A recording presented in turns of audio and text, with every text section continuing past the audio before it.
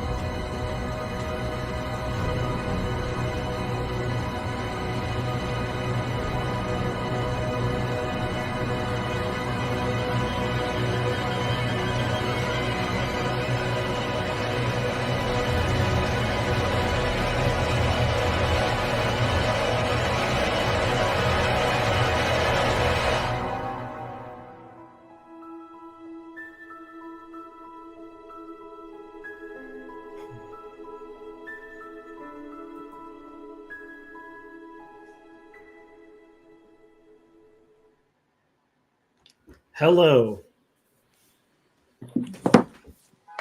How are you doing? Good. I'm fine. Is that allergies? Are you getting sick, or did you just drink wrong? No, I think I'm getting sick, so I don't know if my voice sounds. Oh, I could feel it. It's going in and out. Yeah. Yeah, Sore my throat. voice, I'm feeling scratchy too. Yeah, not good. Very upsetting. All right, let's get ready to talk for like 2 hours. Yeah. Yeah, and I got rehearsal tonight. We got to do a lot of talking. Oh my gosh, that's right. Yeah. I do want to talk about Macbeth soon. So I'm going to send you a message sometime soon about when we're going to do that. Okay. Because we need to talk about it, and it feels like it should be the week of Halloween or something like that. Maybe the week after. It's a spooky. Okay. It's a spooky play. It's spooky. Yeah. There's witches. There's like, a forest that baby. walks. Yeah, there's a baby that gets lifted out of a cauldron. You know. Right. Yeah. Yeah. Mick Mo. Hello, Mick Mo. Mick Mo has found my YouTube channel. Everyone who watches this watches through Jacob's channel. I think you. Yeah. I'm fully alive. If you want to find this exact thing, but under my name, whatever, I'm fine. I'm fine either way. I'm very grateful to Jacob for letting me use his channel, so it's fine. But yeah, I really like the Flyleaf song. I don't know that song. All Around Me? Which one? I don't know. Mick Mo just said, or he said Egad. Is Egad a Flyleaf song? Fully Alive. There we are. Okay. Fully Alive. Do you know? I don't. Oh. I picked that. I picked the name Fully Alive because I like this idea of like all of life being fully alive. But where I got it from is in grade 5 in the Catholic school board, the sex ed curriculum was called Fully Alive. So there's like a very specific textbook that actually, Cassandra, how old are you? 31. Okay. Do you remember in Home Alone 2 how he has like a little voice recorder thing? Yeah. Okay. Okay. So a friend of mine got that, and they separated the boys and the girls during some of the sex ed stuff. Okay. And we left one of those recorders in a desk, just recording the whole time because we wanted to know what they were telling the girls, because we know they weren't telling you guys what they were telling us, because they took us in the gym and a male teacher was just like, "Don't you ever hurt a woman."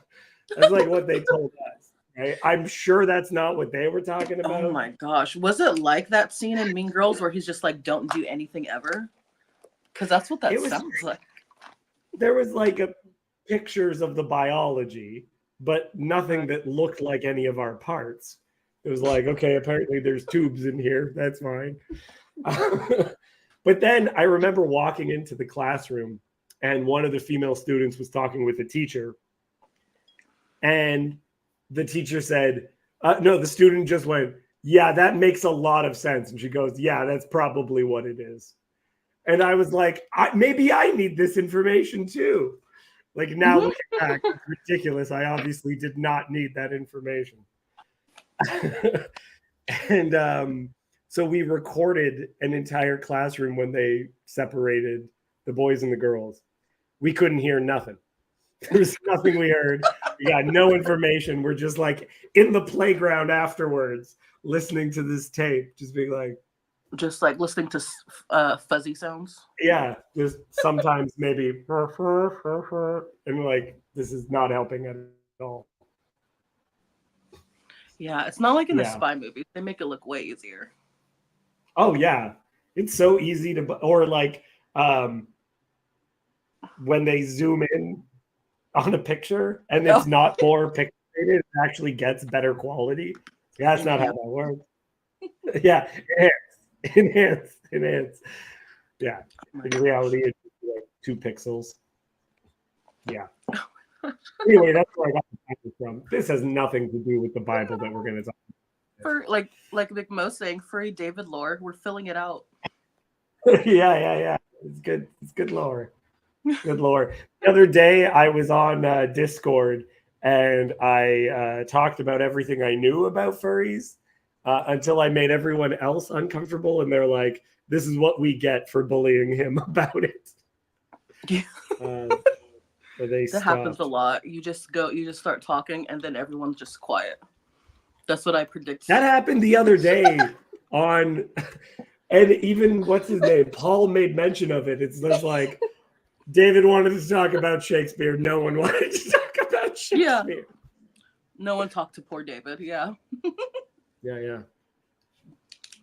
Michael Sartori is joining us. Hello, Michael Morning. Sartori. Hello. How are you, sir? Pretty good. Yep. I always watch on your channel, David, because I want it to grow. Jacob's got too much attention already. I really appreciate that because you're a nice dude and you don't mean that in any kind of a mean way. Sarcastically. I do want this to be known. I this right here. I watched your first video. Oh, that's right. Awesome. Thank you. Yeah, my one video essay that's a part 1, as though I was going to do more, and I was just like, this is really hard. Just so McMo can see it. This is Duke the Ice Dragon.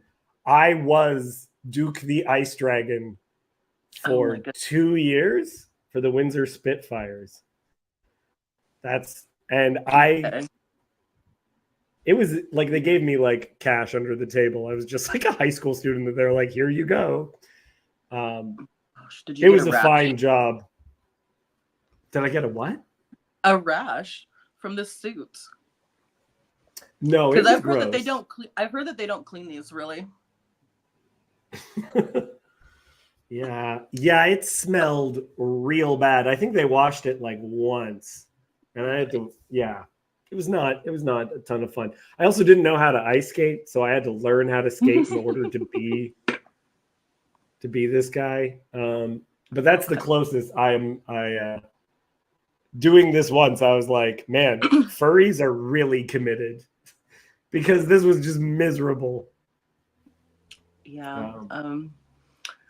This doesn't look like a dragon, and he doesn't look icy. So if you turn his head, it kind of comes to a point. Is there another picture where that's the case? Kind of comes to a point. I thought you put up like a weird Elmo thing. This looks like no. It's like it kind of goes down like this, and then it had fire coming out of the mouth. You got to like turn the head to see. Oh, okay, there he is. There's not a lot of pictures. This doesn't neither here nor there. Wait, was this when you were in high school or older? Yeah, I was just in high school, grade. So there's 10, probably 10 a high and school 11. photo album then out there with you in the suits. This really might be me. It says 2002 to 2003, and that's when I did it. So this is probably me. Wow. I was like in first grade. Yeah. This is neither here nor there. But what is here now is the text of the Bible. We are in we are in 1 Samuel chapter 19. And we'll begin with a story that sounds like what we've already talked about before. So Cassandra, you are the best of the readers. Okay. Okay.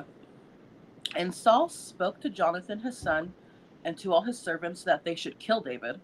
But Jonathan, Saul's son, delighted much in David. And Jonathan told David, Saul, my father, seeks to kill you. Therefore, be on your guard in the morning.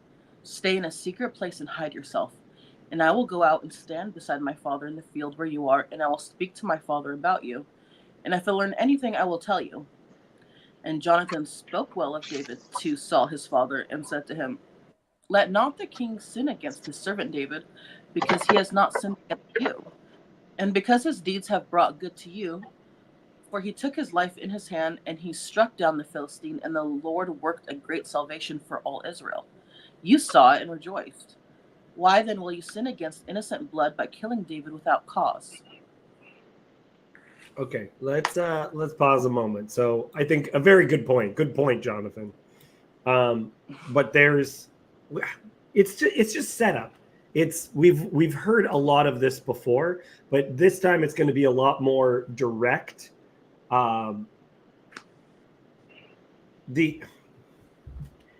It's more direct how Jonathan is helping, and how, if you set something up as happening repeatedly, it shows you that it's not an accident, right? So even just the calling of David happening 3 times, the calling of Saul happening 3 times, the rejecting of Saul happening 3 times. Part of the purpose is to make sure that this is something that sets us up for a pattern. That's one of the reasons why jokes have the rule of 3, by the way, is because by the 2, it is set up a pattern, which the third, priest, nun, and a rabbi, or whatever, that the third is going to subvert your expectation by being different than the pattern, or by meeting the pattern exactly, right? So that's the importance of it happening more than once. Whereas some people go, oh, this didn't happen because it's just a retelling of what was previously said. I think that's stupid, because it's like, look, sometimes you have an argument with your spouse because something has happened repeatedly. And if it didn't happen repeatedly, you wouldn't be having an argument. You know what I mean? I don't know if that makes sense. Yeah. Right. So this is not a one-off. We know what Saul is like. Michael, do you have anything you want to throw in about that? No.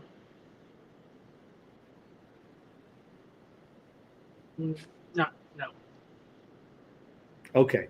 All right. Continue. Sandra. And Saul listened to the voice of Jonathan. Saul swore, "As the Lord lives, he shall not be put to death." And Jonathan called David, and Jonathan reported to him all these things. And Jonathan brought David to Saul, and he was in his presence as before. And there was war again. And David went out and fought with the Philistines, and struck them with a great blow, so that they fled before him. Then a harmful spirit from the Lord came upon Saul, as he sat in his house with his spear in his hand. And David was playing the lyre, and Saul sought to pin David to the wall with the spear, but he eluded Saul, so that he struck the spear into the wall, and David fled and escaped that night. Okay, let's pause like 1 second. So, and there was war again. So the use of the word again is doing a lot of lifting, because it is letting us know, look, this is, sometimes it'll even say this in the text. It'll say, not like the one before, because I know that this story sounds like the story you've already heard. But this is different. It's a different one. It's, again, the exact same thing. But he made a promise, like Jonathan is acting as this advocate, saying, come on, this is going to be good. This is going to be fine, whatever. And but instead he's so it's set up this pattern more perfectly, and letting you know, no, it is not the same one. Okay, that's everything we already talked about.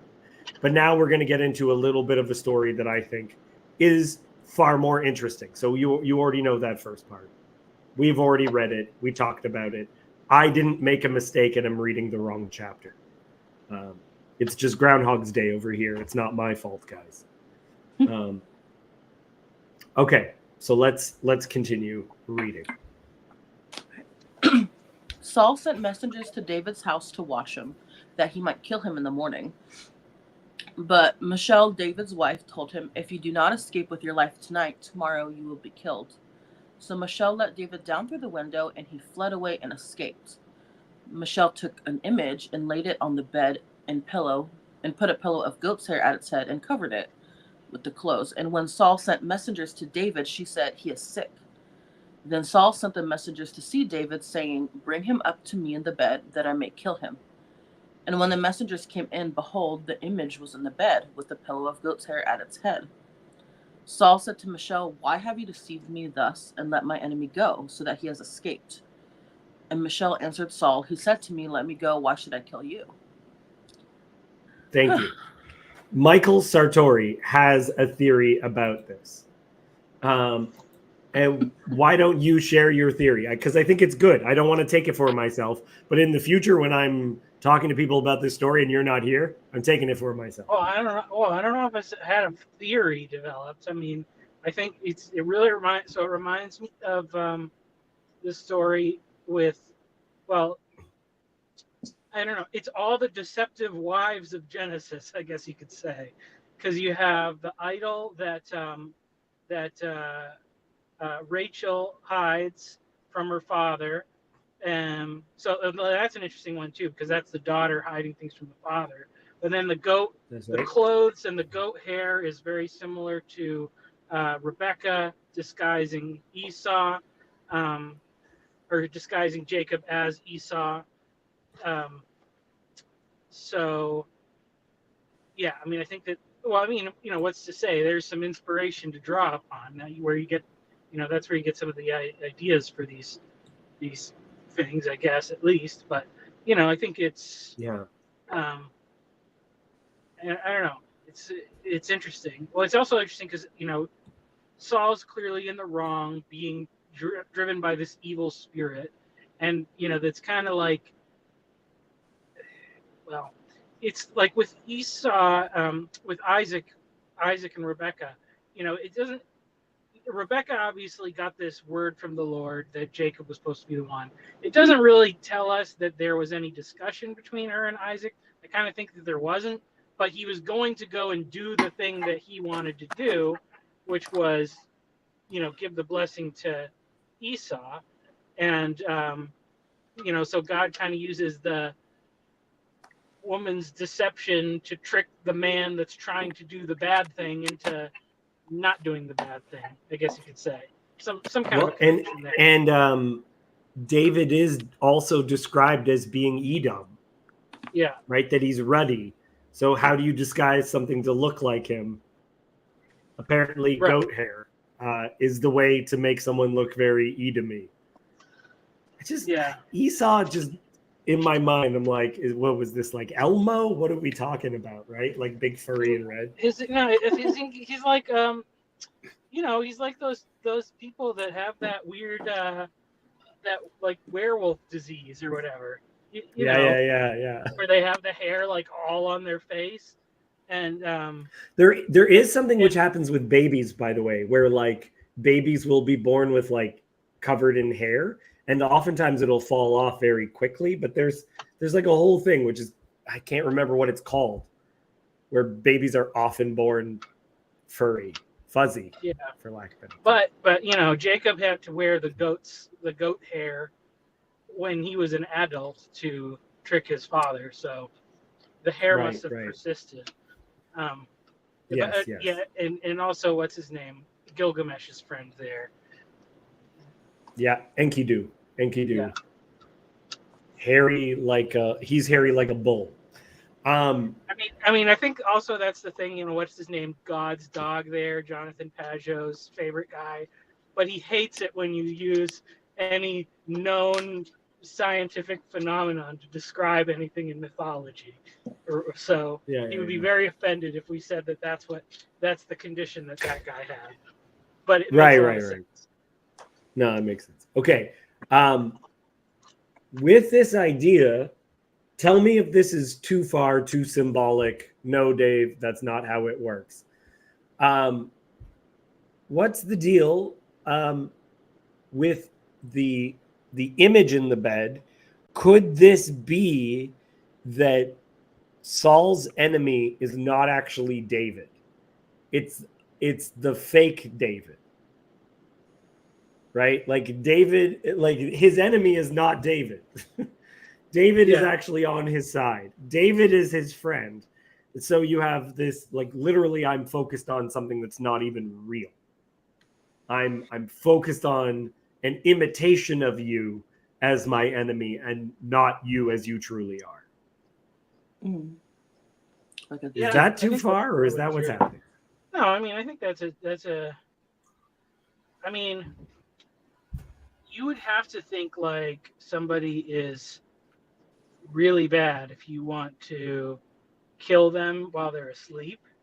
Um, like, or that shows like obviously his feeling threatened, like his level of Yeah. feeling threatened is very, very high, and David has done nothing in his own actions to warrant that.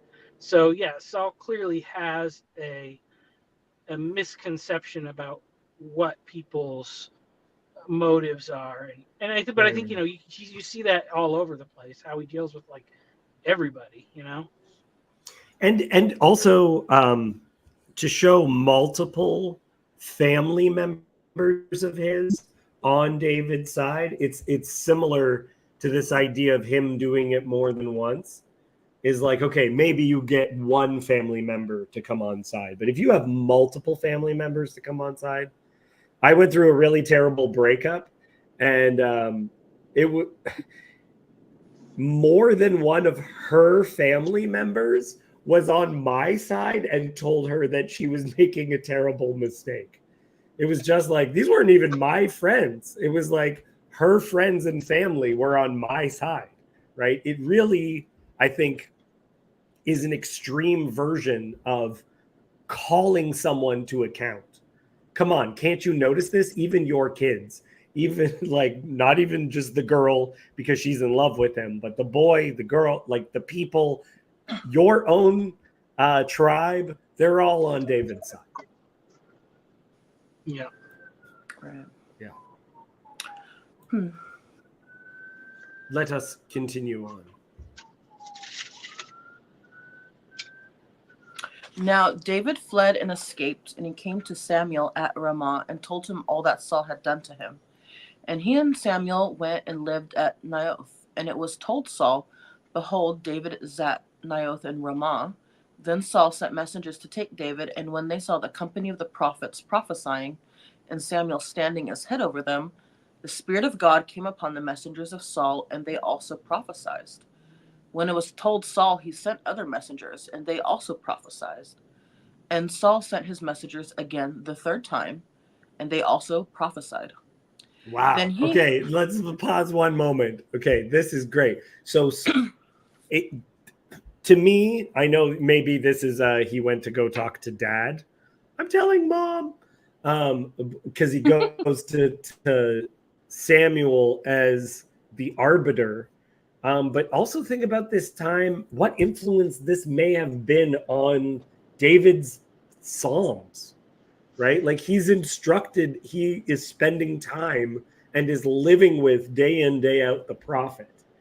Um, because of the pattern of three, this kind of reminds me of when Ahab sends guards to go get Elijah, or is it Elisha?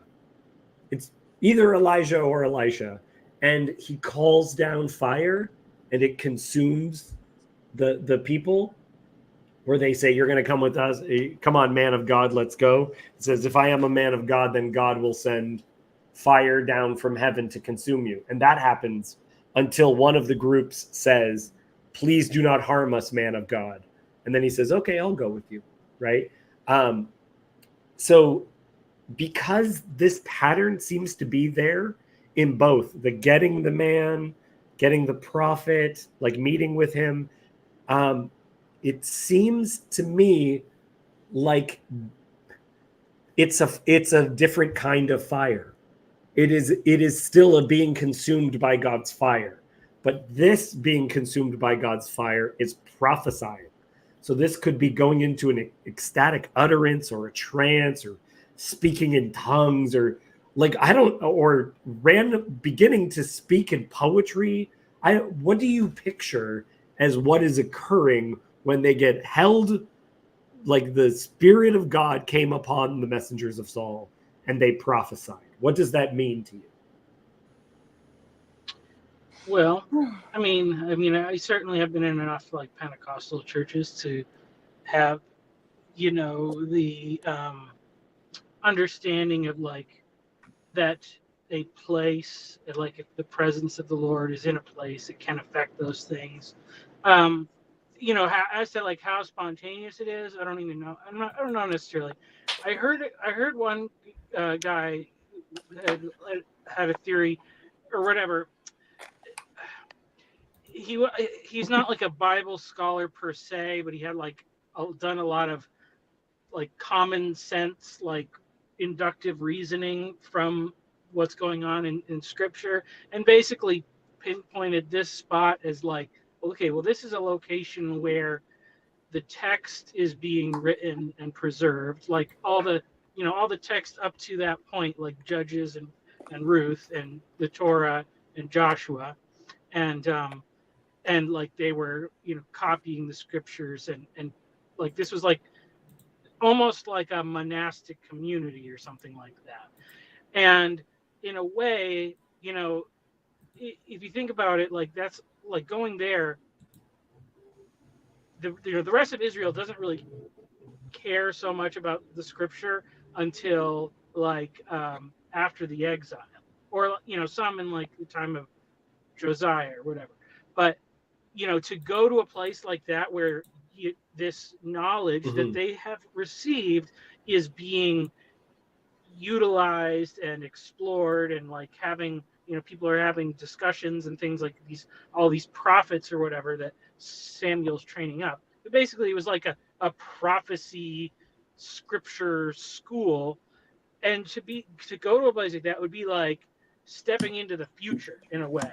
And I think that you could probably see like the almost like the way when people have like that kind of folk knowledge about Christianity that they just kind of absorbed from their childhood, and then when they like really get it, they like lock in and they want to study everything and want to know what's going on. So I wonder if it could have been something kind of like that, just that it's a sensory overload of God doing stuff. But I do want to land on what you were saying before about the Pentecostal stuff, because Jan God is saying no drug use, none at all. These are all sober events. I think it's very important to know that these are things like, if you want the most extreme example, I've had conversations about it before, but I would recommend The Reality of Spirits by Edith Turner. You can find this article online, The Reality of Spirits by Edith Turner. But she's an anthropologist. But let's not go to Edith Turner. Let's go to me and Michael, and I don't know, maybe Cassandra. Like, I've had experiences. You go into a room and people can facilitate the Spirit of God rushing on people and you having an ecstatic experience. That you don't need... You don't need to do drugs. Like, on a regular basis, we have dreams. But if you describe to someone a dream and they don't know who you are, they'll be like, oh, that person's on drugs.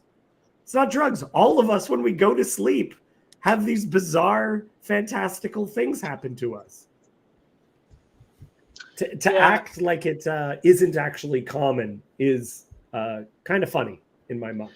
Well, and I would also say, like I certainly know there is a phenomenon where people get wrapped up in the collective thing that's happening in some of those big events, and I've had good experiences, and and it does seem like somehow like the barrier between the sensory experience of the presence of God is like it's a thin place or whatever, in those moments.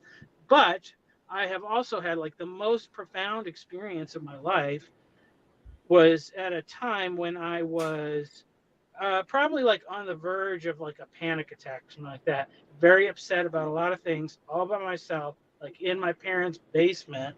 And then all of a sudden, like I kind of, it said, some kind of like God help, like some prayer, like so basic. And then like a lightning bolt experienced what I considered, the peace that passes all understanding. my circumstances were still all messed up, but I had complete like joy and satisfaction and just this overwhelming sense of God's love and and in a purposeful way. So Yeah. so Yeah. so that the phenomenon is real, can be it to me. That demonstrates that the phenomenon is not necessarily a product of the environment, although there also is the thing where when you have people gathered together, and I think it's something about being of one spirit, that you're all together for a purpose.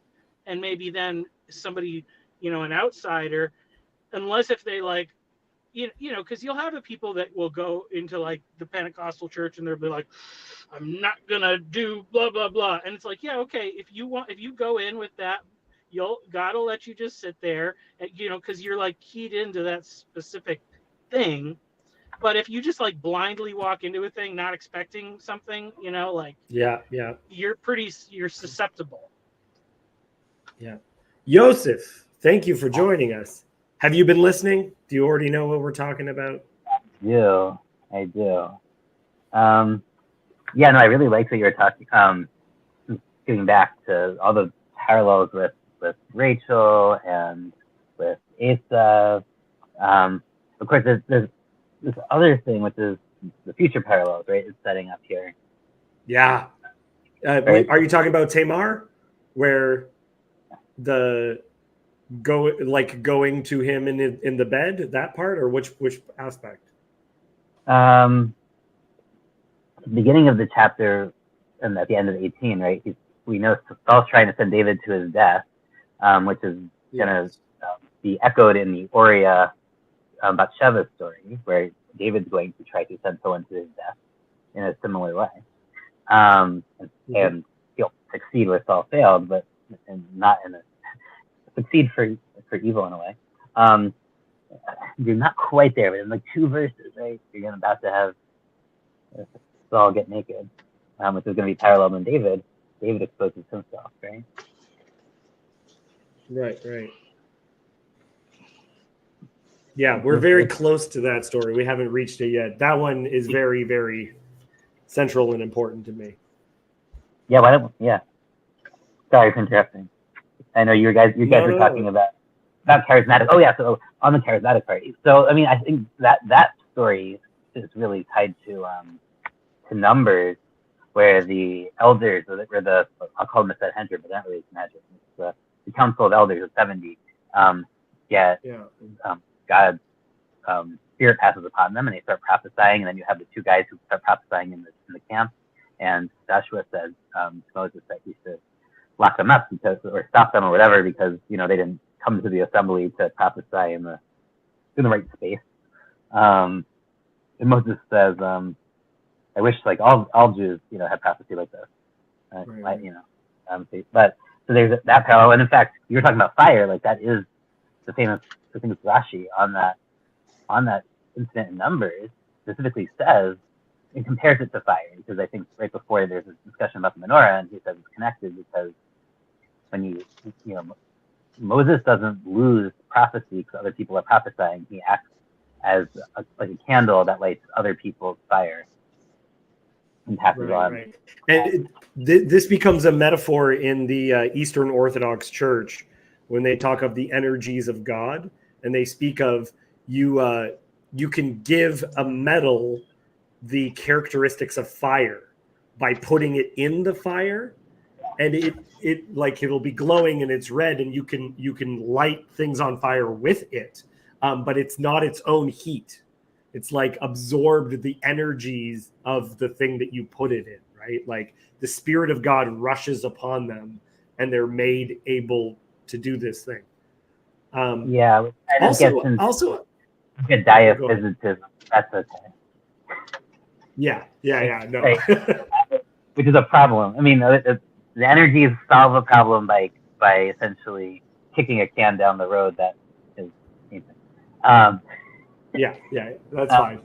Right? That there's this very curious thing, right? In verse, like, we focus on the prophesying of the messengers and of Saul, whatever.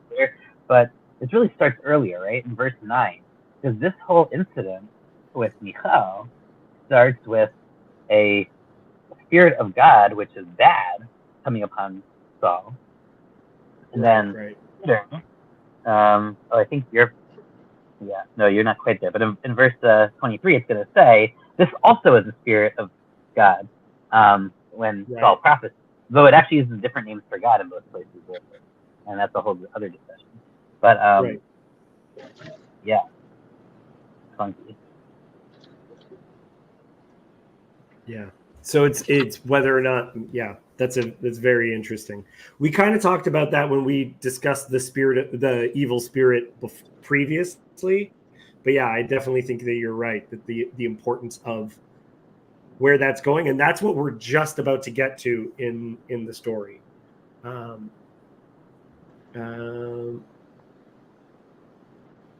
Did we already read all this? And Saul sent message. Yes. Cassandra, do you remember where we are? We stopped just before Saul starts prophesying, so I think 21 or 20. Okay. Okay, yeah. When it was told Saul, he sent other messengers, and they also prophesied. And Saul sent messengers again the third time, and they also prophesied. Then he himself went to Ramah and came to the great well that is in Seku, and he asked, "Where are Samuel and David?" And one said, "Behold, they are at Naioth in Ramah." And he went there to Naioth in Ramah, and the Spirit of God came upon him also. And as he went, he prophesied until he came to Naioth in Ramah. And he too stripped off his clothes, and he too prophesied before Samuel, and lay naked all that day and all that night. Thus it is said, is Saul also among the prophets? I know Jan God is really jumping on this "it's drugs" kind of a thing. And so I think look at this. He jumps in right away at the poetry of Moses and healing. Okay, yeah, he thinks the burning bush is whatever, DMT or whatever.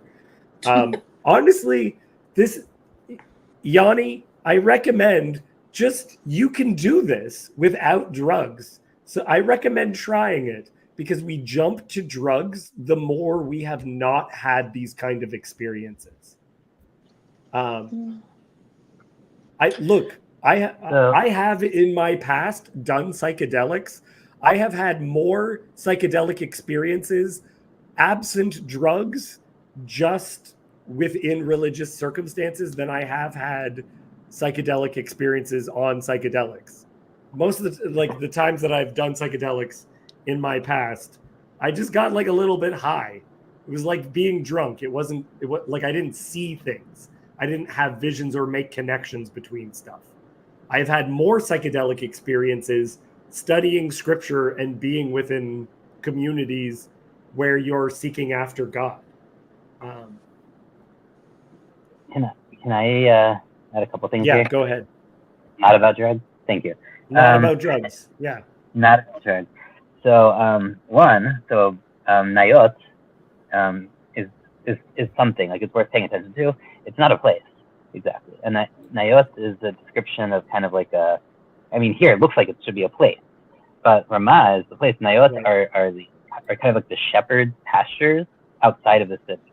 It's a rural encampment for shepherds.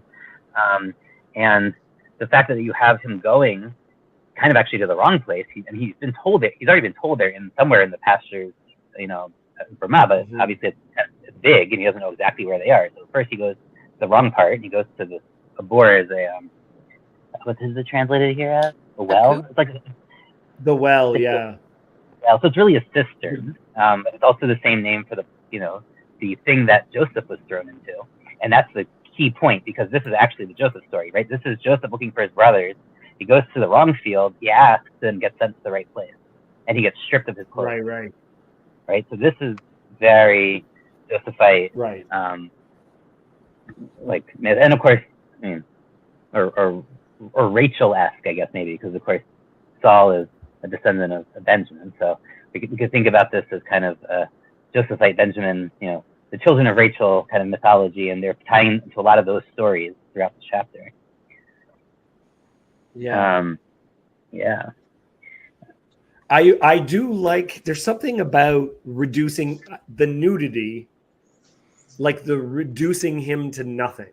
we were talking before about how this could be spoken of as fire, like burning him down. Like this is a kind of death.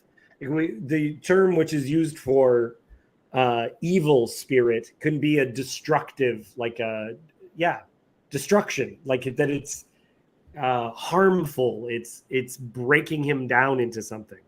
So I also go ahead. I'm going to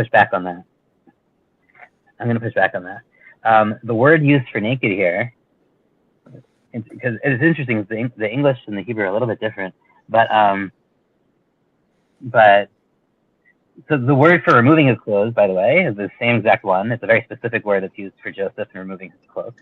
I want to push on that. But the word when it says he's naked, he falls naked, literally he falls naked, is the word from Genesis. When the man and women are naked and God clothes them. This is an inverting, it's almost like going back to Eden, right? He's being sent back to Eden, his clothes have been removed, and he's able to access this level of prophecy. And this is not the evil spirit. This spirit of God is the other one. That's the whole point. This too is a spirit of God. It doesn't say a bad spirit, evil spirit. So I'm going to push back that this is a evil spirit breaking him down. I'm actually going to say that this is a spirit that is pushing him in the opposite direction almost.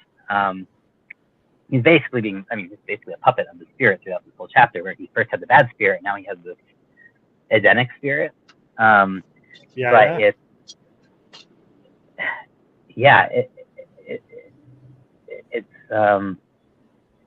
where do you go with that?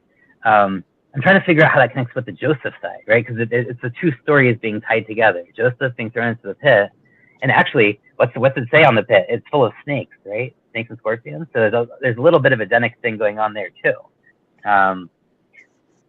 It's a really cool chapter for lots of reasons, and I have not thought it all the way through clearly. But there's just so much to pick up on here.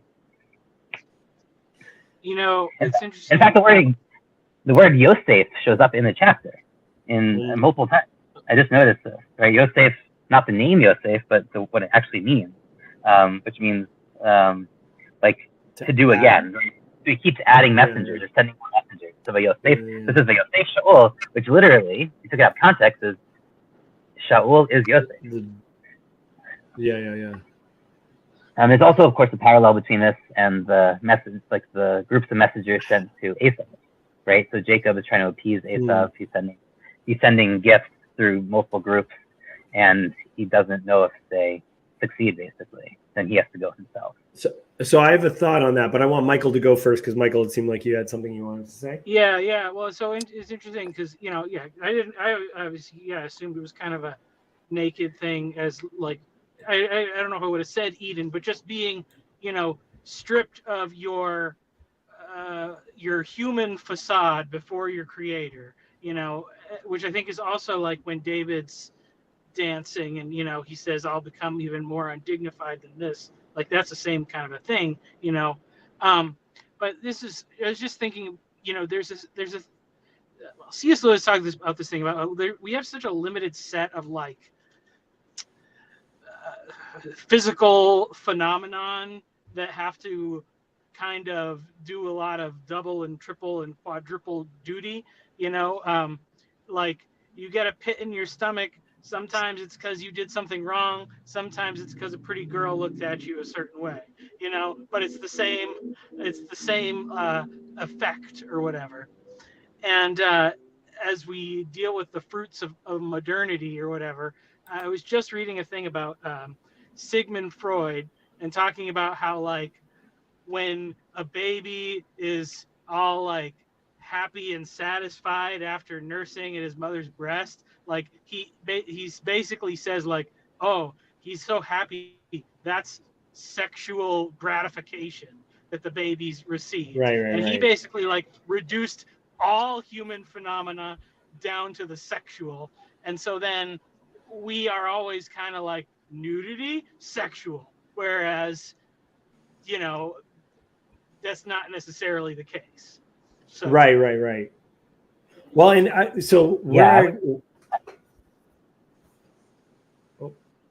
do we lose him? Well, I have something that I was wondering from him, which is this the opposite of the Joseph story?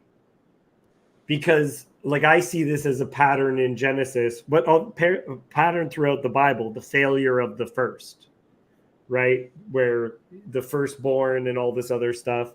And here you have the first king and the second king. You could see that as like the two brothers, or as the older, like in the Joseph story, Joseph is the good one, the brothers are bad, right? And him checking in on them, and then all the events related to that, and the jealousy in that story as well. That Saul essentially knows the dream that the brothers have. He knows that it's going to be David. The Lord is with him and everything else. And so there's like, to me, David is Joseph right now. He is this, he's innocent, he's good, he's seeking after God, and he's being persecuted by the higher, like the older ones, the ones before him. I don't know that the pattern fully works. It's complicated because both Saul and David are youngest siblings. Right. And Saul stresses the fact that he's the youngest son of the youngest family of the youngest division of the youngest tribe, right? Right. He's right. the youngest. He's the essential core of what it means to be the youngest. And yet, and here he's acting out as being Joseph. I mean, it says he's Joseph. Right. Chapter. And so I don't know that it quite works as the pattern that you're talking about. I do think it very clearly undermines the Josephite claim to leadership and kingship and having this like extra double blessing and like all this stuff. Right? This is This is a Joseph Judah tension. Neither of them are really the firstborn. No, Joseph is the firstborn to his mother. I mean, and that is acknowledged. Right. He has a firstborn status to some extent. And his children become in replacement of Reuben and Shimon. So his children are officially, formally become the firstborn. And their claim gets undermined by the Judites. Right? I hear what you're saying with the pattern. I don't know that it totally works. I do think this is a foil of the Joseph story, but I don't know that it fully fits into the elder younger thing. I'm thinking more there's a lot to develop on that. I don't say that it's older younger. It's the bigger thing is the failure of the first. I don't call it the failure of the older brother. It's the failure of the first, or the failure of the predominant. That there's something about going to the lesser, where even the choice of Israel. I did not choose you, for you were the greatest of all nations, right? And, and even in like the Gideon story as well, if you succeed this way, you will believe it was yourself. So tell those guys to go home, just the small group, no weapons. You're just going to break a bunch of pots, blow some shofars, and that's how you're going to win, right? Yeah. I think there's also this aspect that we see here, as I pointed out, like there's all these parallels. David's going to pattern some things after Saul.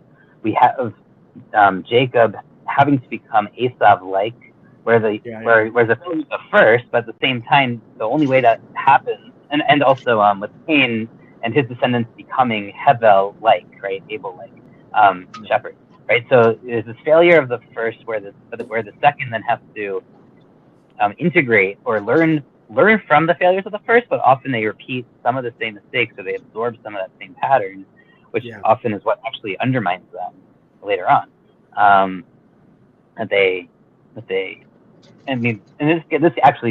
This gets into a whole bunch of Jungian. I mean, you're talking about Freud, but this gets into Jungian shadow integration, right? There's wonderful essays on Jacob. Jacob was a twin, right? He was split in the womb, Jacob and Esau. They should have been one person. Split, and Jacob has to reintegrate his Esau shadow basically to become a whole person again, and that's why he gets when he's integrated, his name is Israel. When he's Jacob, he's not, right? And there's this whole back and forth. So there's a lot to unpack there. It's a massive amount, but I see the same thing here at David and Saul.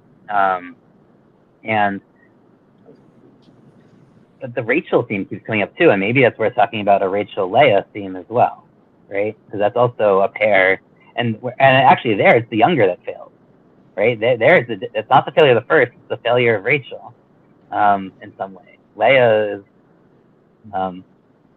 gets to win in many ways, gets recompensated. Right. Yeah. There's a lot in there. The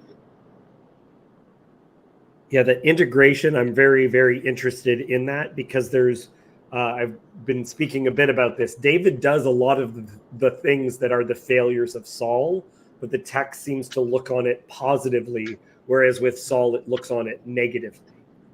Where he, sometimes it's like he can still make the same mistakes as Saul, but there's also things he can do where it's the better version of that. Right.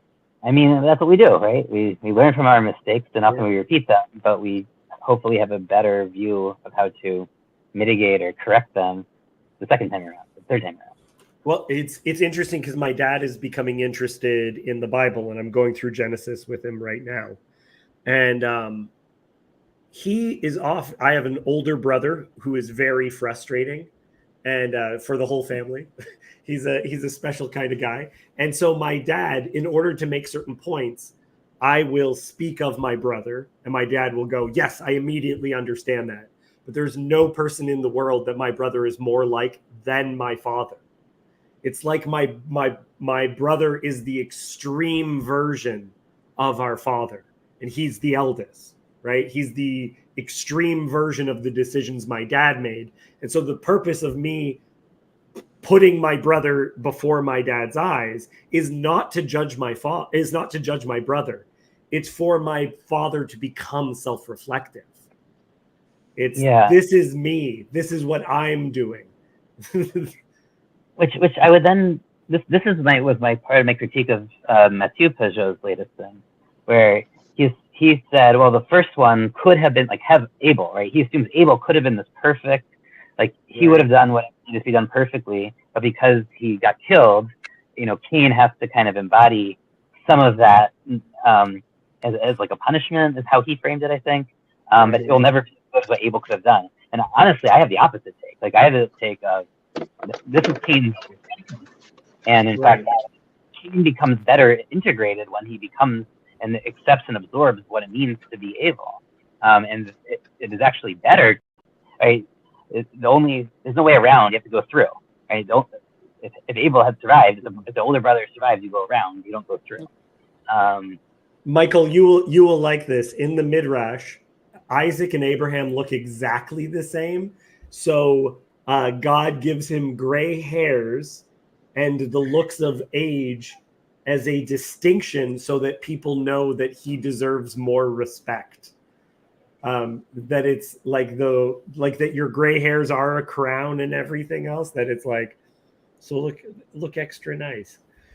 I will say though, having a new babies do look like old men, and you don't need to give them gray hair to do that. Yes, it's true. I like how we dress them too. Like children are dressed like the elderly. Like you put little bow ties on little boys, and I remember being in church and this little girl wearing like a fake fur coat with a matching hat, and I'm just like, she looks 87. They just gave her the outfit of an old church lady. Well, it's very cute to dress up your little kids. Yeah. Sorry. Congratulations again. Cassandra, you have been so patient with all these babbling men, just going on and on. Now it is your turn to prophesy. Go ahead. Oh my gosh, where were we actually? What were we talking about? We're in the Bible. It's a very old book. Well, let's see. Share again. Is this after? Oh, when he's stripped naked. Oh, and we get this reiteration. Maybe you can talk about this. Thus it is said, is Saul also among the prophets? Yeah, I was thinking that because we got that when he was going to become king. Yeah. And now we see it as he's losing the kingship. Yeah. Saul also among the prophets. Because the way it is, I guess, is that supposed to be like, it's a sarcastic thing to say? Yeah. the same, or what is it? Yeah. Well, and this is one of the things that I put even as the title is this of this video, is the tyrant also among the prophets? Because like you said, the first time, it makes sense that he prophesies. He's becoming king. This is him on the way out. It's almost like a punishment that he's prophesying. Yeah, what is because I don't going know in the on? first one if it described him as being stripped naked either. I think it just said that he started prophesying. Yeah. Right. So then Well, this is like taking him back to the beginning, kind of, or the end of the arc or something. Yeah, well, in the first story, when he's prophesying, I don't think he's not like wearing priestly robes or anything like that. So this is an interesting thing too, because the garments of, kingly robes, but they would also be very expensive garments. The idea that he was a peasant the last time he had this experience, and now he's like reduced again to the state of a peasant. yeah. Well, that's, it's interesting because the prophets' clothes are always, there's the baby. At a certain point, it's like, the whole thing is like they're this outsider-looking guy, but they're telling you the truth, the most direct truth. So you always have this thing of like, according to the rules, I can ignore you because you haven't come with the proper paperwork, but the words you're saying are true, and so I should probably take them seriously. Like that's always the kind of the gimmick with the prophet.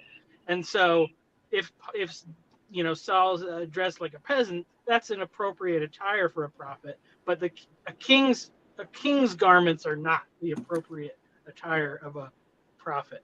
And then later it turns into like the whole like the hair shirt thing that then the false prophets start wearing that as a weird badge of like basically turning the thing on its head. But yeah, the verse that every time with King Saul, the verse that keeps coming to my mind is this Proverbs 21:1, where it says the king's heart is a stream of water in the hand of the Lord. He turns it wherever he will. And like that's the thing, like Saul has no control over anything that happens. Like he's just, always getting carried along by these different spirits and stuff. And like, I think that's kind of, there's a reason why God put such a person in the first place. I guess because the whole thing is that the people thought like if we can get a king, the king's gonna do what we want, and God's saying no, the king's gonna do what I want, and I'm gonna demonstrate it by making him do all sorts of silly things throughout his life. At the same time, Saul is constantly seeking control. I mean, I think he feels like he understands that he's being manipulated and doesn't have power, and he tries to use oracles and Traphim and witches, and right, like he goes 4 or 5 times, only once to God, but many times to other options and attempts to try to control his fate and figure out what's going on. And he struggles.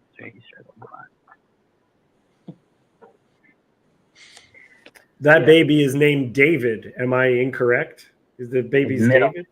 Middle name. Okay, yeah. Ranen David, which means cause David to sing. Did you say cause David to sin? To cause David to sing. Sing. Okay, there it is. I didn't hear you at first. I was like, what? What was it? Or David causes to sing. You can read it the other way. Yeah. Okay. Cassandra, other thoughts that you might be having in this little section? Oh, I don't know. I was just thinking, like you're saying that if him going to stay with Samuel had an influence on David, and I was thinking it's interesting that the way that God, because after this David runs away, so it's kind of like he gets a chance to run away because David and his messengers are prophesying now. But I don't know. I guess I thought that was interesting that that's the way it happened. That's the way they were stopped, is that they were overtaken by God's spirit, and so they couldn't. And the next place he's that's beautiful, Cassandra, because the next place he goes from the prophet is to the priests. That's who's going to take care of him next. Right, so that's yeah. a really interesting image. And I was thinking, in some stories, it seems common too, where the protagonist will go to a place and they'll have not always like a spiritual encounter, but like they'll meet like, I don't know, like an old man who lives out in the desert. Yeah. Does like magic and has like snake skin hanging, like, you know, like something like like that. And I was thinking there's something kind of like that shamanistic. Samuel, yeah, something like that. Yeah, for sure. John the Baptist, isn't that his imagery? Yeah. It's Elijah imagery, right? Like the wild prophet. But it's Shmuel. But it's funny because Shmuel is not, right. He's in Ramah, which is a major city. He's in the pasture, but like it's at the borderlands, right? It's not the wilderness, and it's not the states, in this border, like semi-nomadic like region. Right. But he runs the circuit as well. He's not a circuit of cities. A circuit of cities. Right. He's not associated with the wilderness, Shmuel. Right. But he is associated with Elijah, is he not? Because of the robe? Or they're described as having Elijah is copying the robe thing from him. I mean, he's the archetype. He becomes the model prophet. But I don't think. I mean, remember, Elijah also doesn't go to the wilderness until very late in his story. At the very end. Yeah. Until basically he only goes to the wilderness when he gets kicked out of when he gets kicked out of his role as prophet.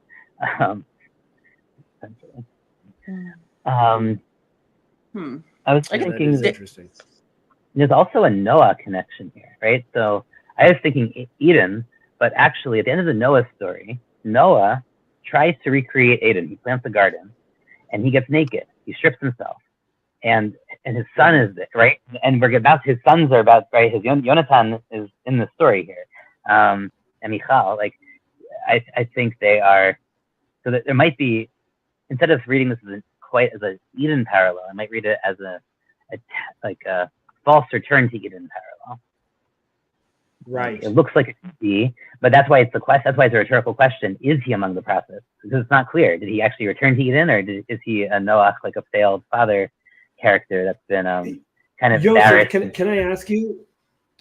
I had heard, and I would just like you to speak on it directly as opposed to me just saying what I had heard. How is this expression? I heard this expression is still used. How is it still used? If you said that, is Saul also among the prophets? Oh gosh, I've definitely heard it. How is it still used? Me and a friend would use it as an insult if someone wasn't good at something, but they were like, if you were bad at a sport, but you accidentally like got a hoop, and instead of like cheering them on, you could diss them by saying, "Is Saul also among the prophets?" Right? I hear that. I'm trying to think where we use it. Chezi might use it more in Israel. I'm not sure. Sorry,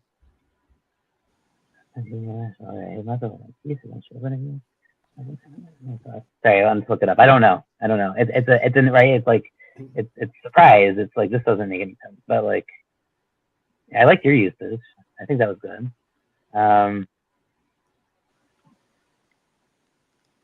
I would. So in Islam, David is considered a prophet, and in Christianity, he's listed as a prophet as well. Would you consider David a prophet? David is considered to have attained the lowest level of prophecy.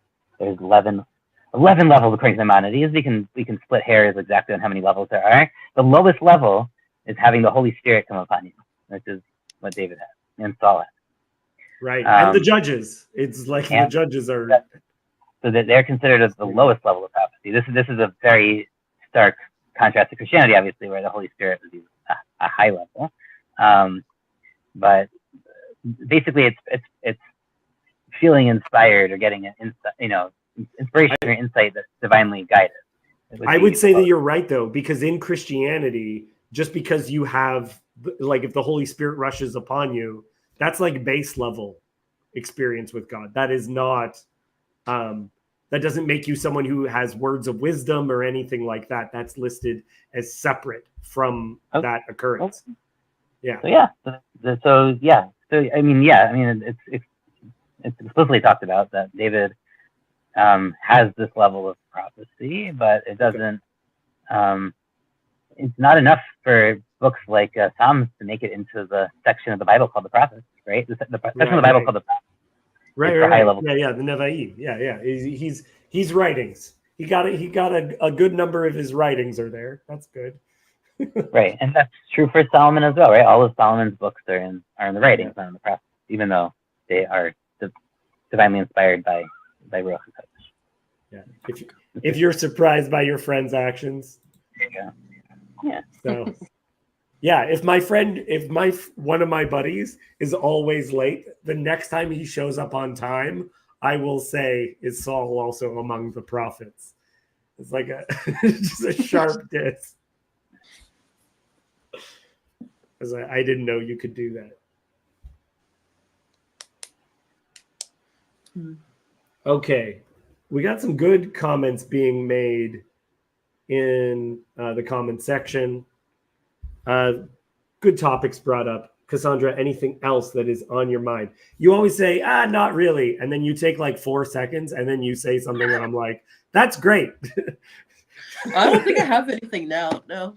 Okay, well now we have to wait. Now we have to wait 4 seconds. You said the first part. I have to write it down because I really will forget it. Because like you'll bring up something and I'm like, oh, and that's like a totally different train of thought.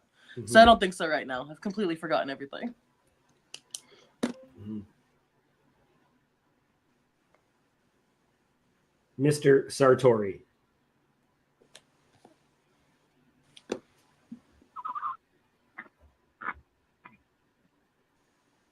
Okay, I can't hear a word you're saying. Corn. I don't know what happened. Try now.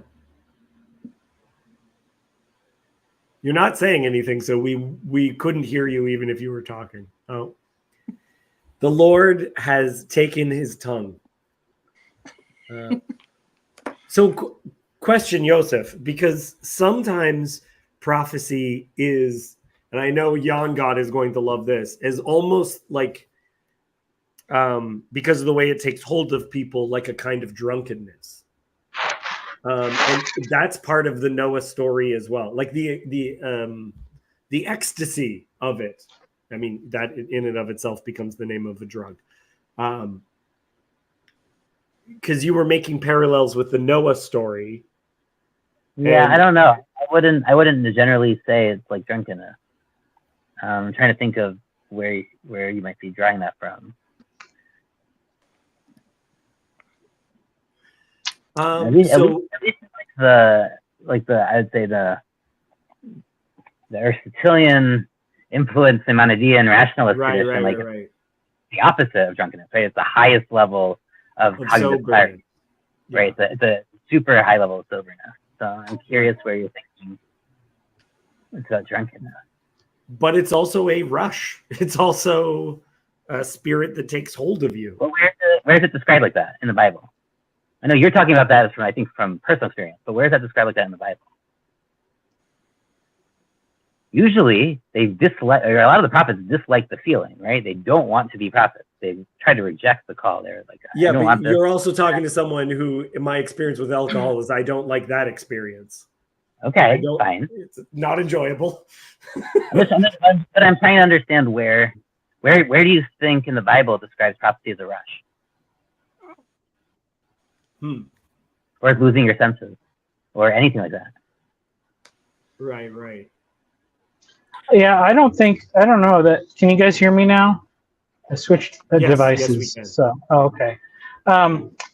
Yeah, I think it's kind of, well, I've definitely changed my view. I think that's kind of the thing where, and probably in a lot of evangelical churches, because we talk about things like inerrancy and, there's kind of this way of thinking about like that the Bible books and the prophecies, it all happens like automatic recording or something, like, the eyes roll up into the back of your head and the pen goes across the page, or the words come out and somebody else writes them down.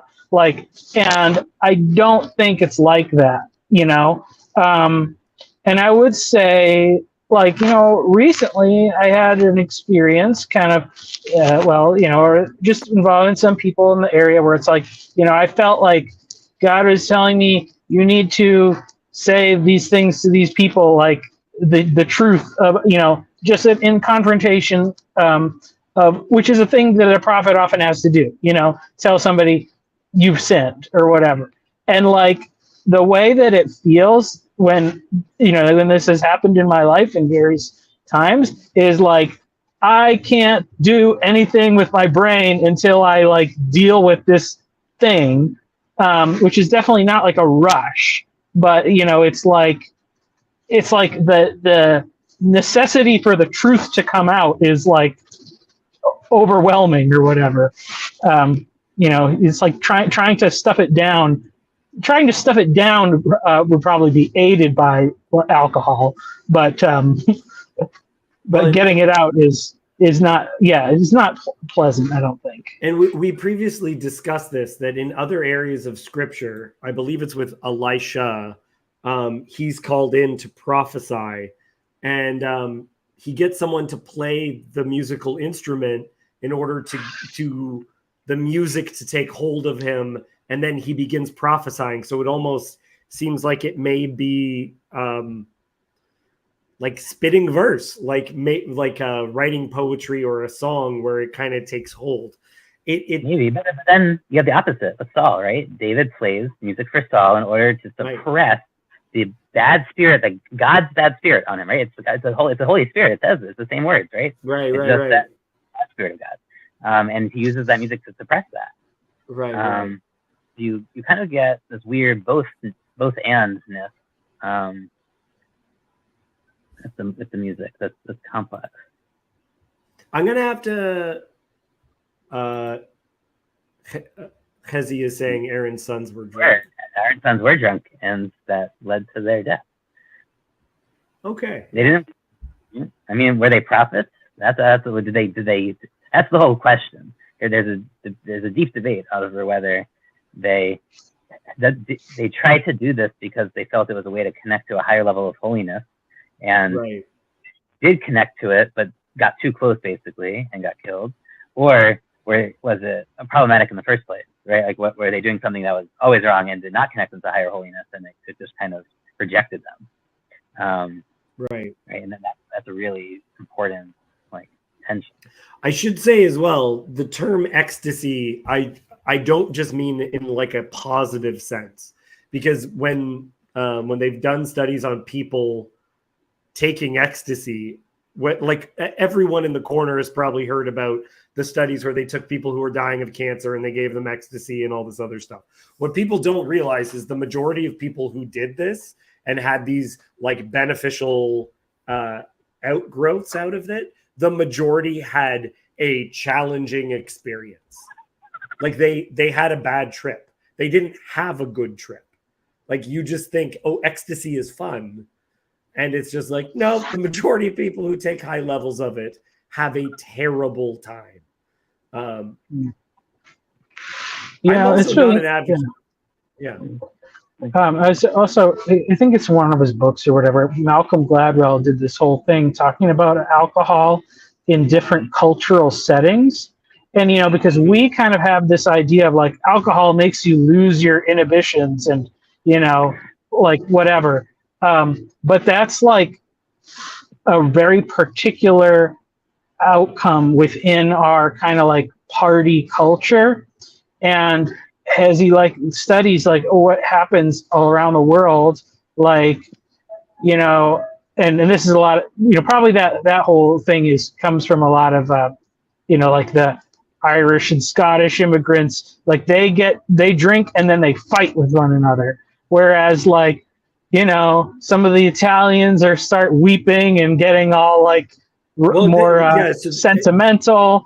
And the truth that comes out of alcohol of Yeah. like, I think that's the aspect I wanted to get to, the idea of like someone's unable to cry until and in many cultures it's they have a drink, and the drink is what makes them able to cry, or they Yeah. have they want to say something and they don't say it until they're drunk.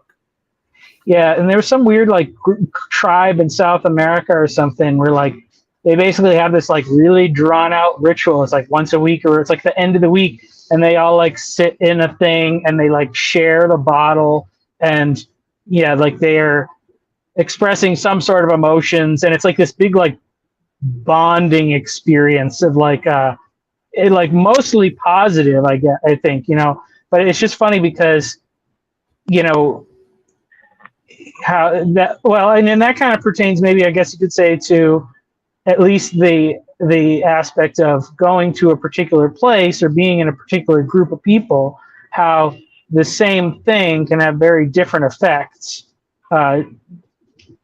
due to, you know, a change in the arena. That was a fly. A fly landed directly on my camera. If you saw that, Yeah, it was kind of crazy. Oh my God, it's very fun. Yeah, I don't want to go too far with it because I look, I'm not for drunkenness or like, to me, a big part of why we're so interested in this stuff is we're not willing to do the grunt work of prayer, of actually being engaged with God. And so we're shortcutting it by having a fake sweetener that is psychedelics.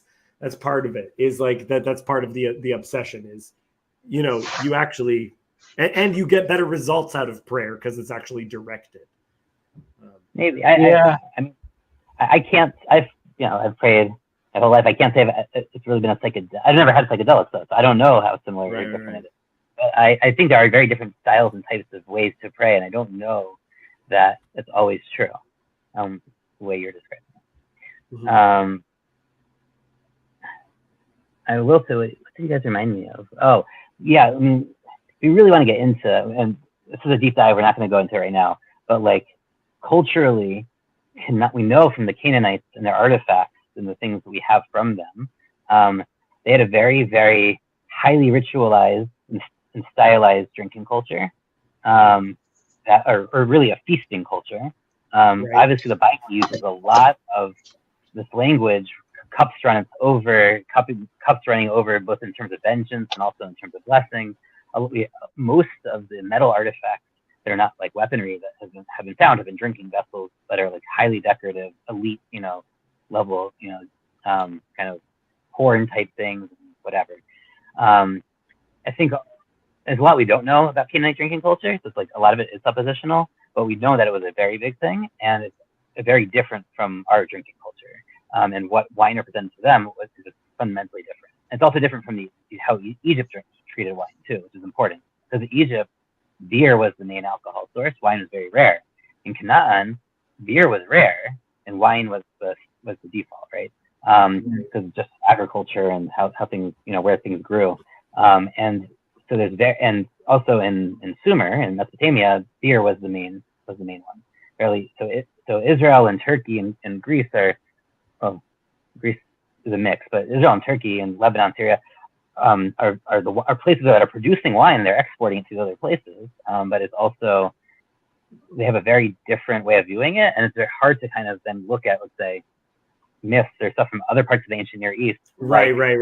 Yeah, that makes sense. Egypt, apply them to Israel because this is one of those things we know there was a major difference in, and how they treated wine was fundamentally different. And there's a whole rabbit hole one can go down here. There's research on this. A lot of it is speculative because we only have so much from the Canaanites, and a lot of it is back reconstructed from the Bible because like they use so much imagery about wine and feasts that you can kind of try to reconstruct some of it. But I would say though, if for people who have not seen some forms of Jewish prayer, it would look considerably more ecstatic than Baptist, where a lot of the prayers are embodied, the moving, and sometimes like if you just see the image of someone rocking in front of the Wailing Wall or something like that, that would look a lot more dramatic than what a lot of Baptists experience as what prayer looks like. It's not at the level of the Shakers or the Quakers, but yeah. Right. But there's also huge differences between and the chanting and singing of scripture and things like that. I think as an experience for people who have not seen that, in like, because I've been at some churches that have like it's very unengaging. I don't want to name names, but either way, as compared to singing the Shema and the chanting of scripture. And what that experience can be like. Yeah, it depends, right? I mean, I've been to synagogues that are unengaging. They have their own diverse, right? A lot of Jews lived all around the world, and they encountered lots of different ways different people prayed, and they reacted to that in various ways. Sometimes absorbing things, and sometimes rejecting, and sometimes obviously having their own thing that's like core. So Right. I mean, if you look at classical Reform Jewish services, like they feel very, very Lutheran, and on purpose. I mean, they tried to remake that service to be in that way. And this really a result of post 19th century kind of assimilation. Yeah. Right before that, it's fascinating. Occasionally, you'll get some like pre-modern Christians who like go to a Jewish service and like write down what they see, and usually they are pretty darn shocked. There's an amazing account of early like colonial America of like I can't remember who, but someone went to like a synagogue for Simchas Torah, and was talking about like these like this isn't prayer, like these guys are just like jumping around like dancing, like what is this? It's very, but of course Simchas Torah is like unique in that it is probably the day we do the most dancing and Right. But the fact that like, yeah, that was his one day that he decided to visit, and that's what he experienced. It's a very amusing account. If I can find it, maybe I'll email it to you. Right. Or even, well, it makes me think of just like the difference is even is similar with the drinking or with the prayer, like and how it changes from culture to culture. Because I would say like most of the kind of like I've been to a lot of the Pentecostal services where there will be stuff that's maybe a little bit zany, a little maybe happy, but then you hear these other ones of like these like super like holiness churches in a lot of the places in the South, and it's like super intense, and it's like that's scary. But then if you think about it, it's like it's the same energy that was like used to form like lynch mobs, but they're directing it towards trying to be holy and root out all the sin, which is definitely a step in a better direction. But the cultural aspects of how these things all play out are it's very, very interesting. So yeah, it's like the tribal ecstasy. Okay, guys, I have to get going. This was a wonderful conversation. Joseph, thank you so much for joining us on your paternity leave. But also thank you, Michael and Cassandra, for taking the time to talk about this stuff, especially when it seemed like we did a sequel chapter, where we're doing stories that we already kind of did a little bit before. I really appreciate you guys helping bring out the complexities of this story. Much blessings also specifically to you, Joseph, going into this weekend. It is Yom Kippur coming right up. So blessings with that. Wait. No, never mind. There's exemptions made for mothers with children. Is there exemptions made for fathers with children? Exemptions? What do you mean? About fasting for Yom Kippur? No, I mean generally mothers and fathers both need to fast. And by fast I mean eat both food and drink, and all the other restrictions of the day. The exceptions are obviously for if someone's ill, diabetics often have to have exceptions, and then sometimes depending on their health, pregnant women and nursing mothers. But yeah, Okay. Yeah.